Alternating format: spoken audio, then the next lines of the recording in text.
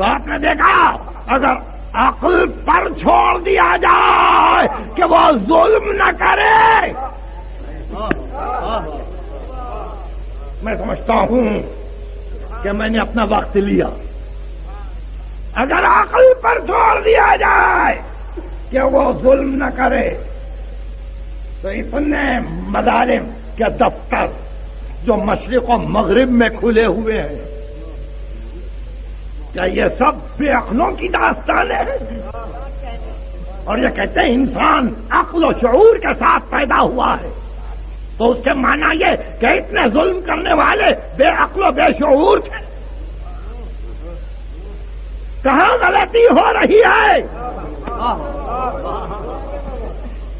منطق نے کہاں غلطی کی، کہاں ٹھوکر کھائے؟ عقل کے حوالے کیا، نتیجہ یہ ہوا کہ وہ عقل ہی کے حوالے ہو گیا، قانون نہ بن سکا.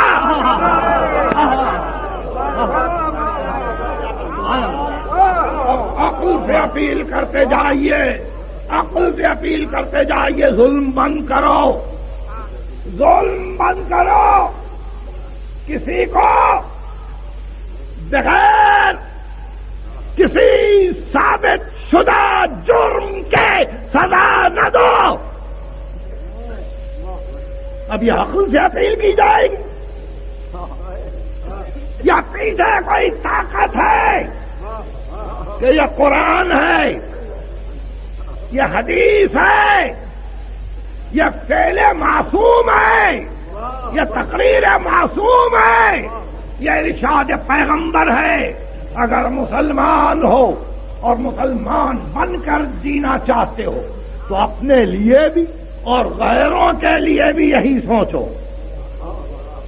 کہ جہاں ظلم ہے وہاں عقل نہیں ہے. قرآن مجید یہ دستور حیات ہے آپ کا، لا ترکنوا الی الذین ظلموا فتمسکم النار. خبردار، ظلم کرنے والوں کے قریب بھی نہ جاؤ، ایسا نہ ہو کہ آتش جہنم تم کو کھا جائے. لا ترکنوا الی الذین ظلموا، ظلم کرنے والوں کے نزدیک بھی نہ جاؤ. قرآن مجید آپ کے سامنے موجود ہے. جنت میں جنت والے جائیں گے، جہنم میں جہنم والے جائیں گے، سورہ اعراف. اور جب اہل جنت جنت میں اور اہل جہنم جہنم میں پہنچ جائیں گے تو اس وقت حکم ہوگا کسی مؤذن کو کہ اذان دے.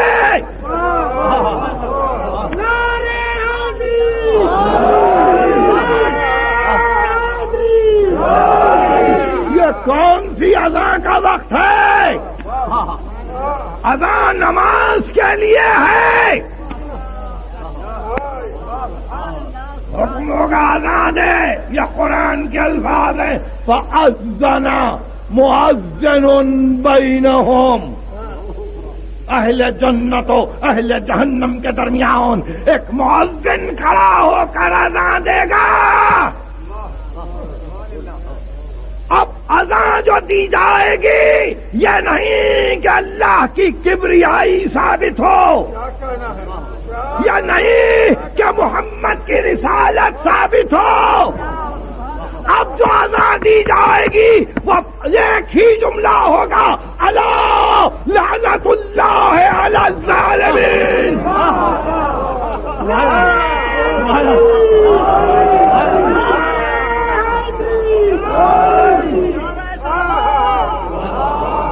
یہ سورہ اعراف، فَأَذَّنَ مُؤَذِّنٌ بَيْنَهُمْ. ایک مؤذن اذان دے گا، لعنت اللہ علی الظالمین، اللہ کی رحمت سے ظالم دور ہیں. تو جہاں جنت و جہنم کی تقسیم اس معیار پر کی جائے کہ کس نے ظلم کیا تو سارے مدارس ختم ہو جاتے ہیں. تقریر یہاں تک پہنچ کر رکی اور مجھے ایک مظلوم یاد آیا. دوسری محرم ہے، دوسری محرم ہے، اور میں اس مظلوم کا ذکر کرتے ہوئے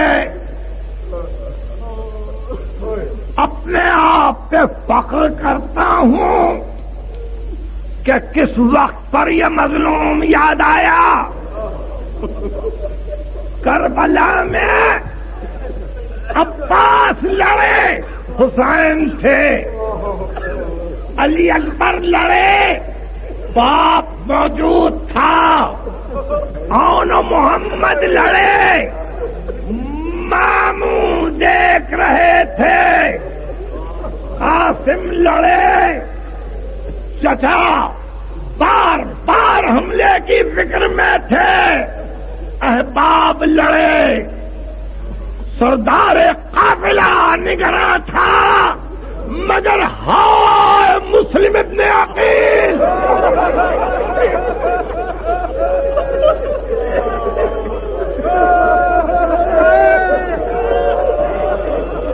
ہائے مسلم ابن عقیل، ارے کوئی جنگ کا دیکھنے والا بھی نہ تھا، کوئی یہ کہنے والا بھی نہ تھا کہ تم کو کیا حق ہے کہ لڑ رہے ہو. ایک پوری منظم طاقت کے مقابل میں فوج نہیں، اکیلا انسان لڑ رہا ہے. کوفے کی گلیوں میں لاشیں پڑی ہوئی ہیں، دارالامارہ کے دروازے پر مسلم پہنچ کر اسیر ہوئے، شیر کے ہاتھوں کو پیچھے سے باندھ دیا گیا، دربار میں لایا. لوگوں نے کہا ابن زیاد پہ سلام کر، اللہ نے احقاق حق، مالی امیر سوى الحسین، میرا کوئی امیر نہیں ہے حسین کے علاوہ.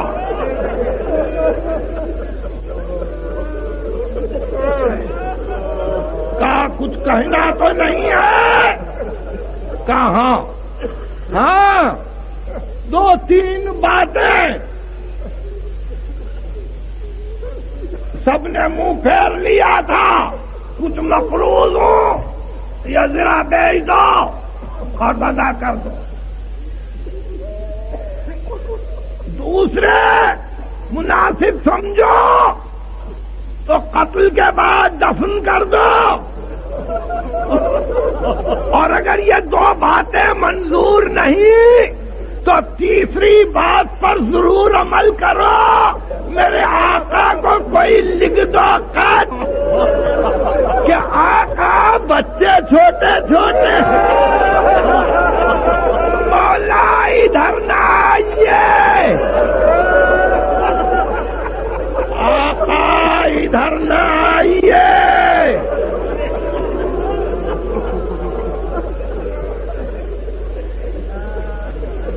ابن زیاد نے کہا کہ کوئی ہے جو مسلم کا سر تن کا جدا کرے. بکر بن حمران جس کو صبح کو قتل کیا تھا مسلم نے، اس کے بیٹے نے کہا کہ میں قتل کروں گا. بام کی سیڑھیوں پر سے اس اسیر کو جو آل محمد کی مرضی کا نمائندہ تھا اور جس کو حسین نے یہ اختیار کل دیا تھا کہ چاہو صلح کرو چاہو جنگ، مگر جس نے جنگ پسند کی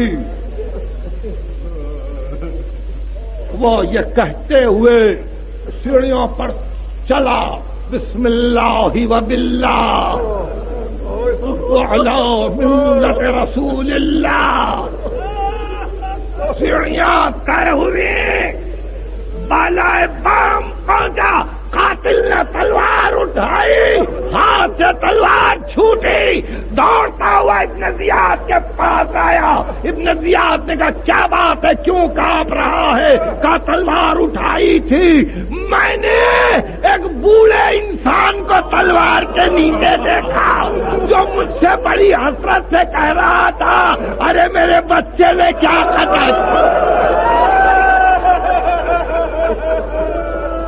ارے میرے بچے نے کیا خطا کی، کیوں مار رہا ہے؟ حقوق بشر قرآن نے دیے تھے، کوئی ہے پوچھنے والا اس نظام حکومت سے کہ مسلم کی خطا کیا ہے؟ اور ایسے میں اس نے کہا یہ تیرا فہم باطل ہے، یا کسی اور کو بھیجوں گا، یا واپس جا. وہ آیا، مگر اس کے آنے میں جو دیر ہوئی تو یہ آہستہ آہستہ گوشہ بام تک ٹہلتے ہوئے مسلم پہنچے. دیکھا ذی الحجہ کی نویں تاریخ ہے، مسلمان عید کی تیاریاں کر رہے ہیں، بچے اپنے اپنے بزرگوں کے کاندھوں پر بیٹھے ہوئے تماشا کر رہے ہیں.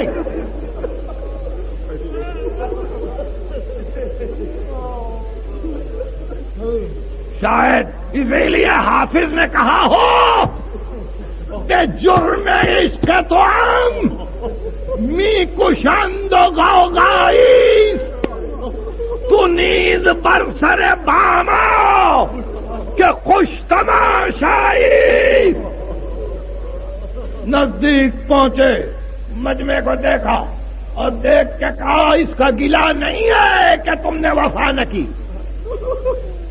مگر ایک خواہش ہے، اس شہر میں کچھ دنوں کے بعد میرے 2 بچے آئیں گے. وہ بچے آئے تو ان بچوں کو یہ نہ کہنا کہ تمہارا باپ یہاں قتل کیا گیا.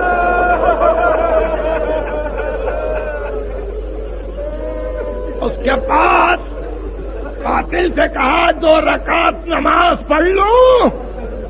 کہا نہیں، اب حق ادا ہو رہا ہے. کہا تو اپنا کام کر، میں اپنا کام کرتا ہوں. کعبے کی طرف رخ کیا، کہا السلام علیکہ یا رسول اللہ.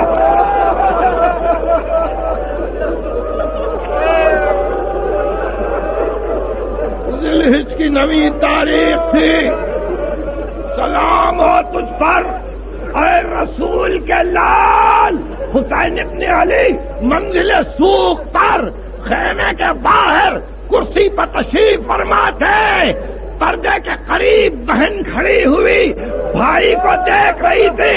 ایک مرتبہ حسین تعظیم کے لیے کھڑے ہو